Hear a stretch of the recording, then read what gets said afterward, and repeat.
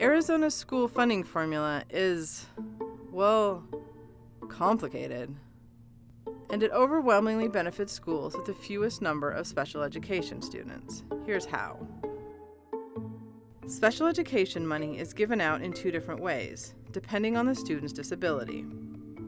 Today we're focusing on what the state calls Group A, students who have disabilities such as dyslexia or a speech impediment. That covers the vast majority of special needs students. The state funding formula assumes all schools probably have the same percentage of these students, about 9.5%. And it gives all schools an extra chunk of money for every student enrolled, whether they're special needs or not. The intent is to spend that money on special needs programs. And it worked for a while. School choice, through the formula, out of whack. So that means a school where all 500 students are Group A gets the same amount of extra funding as a school where none of the students are Group A.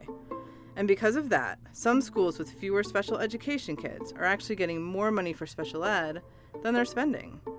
In some cases, hundreds of thousands of extra dollars. And state law allows them to spend that money wherever they want.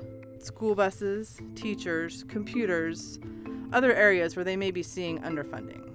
On the flip side, some schools with more Group A kids are actually spending more money than they get to cover their education costs. This forces some schools to pull money from non-special education students to cover that gap. It can mean taking millions of dollars from traditional students to cover special education costs.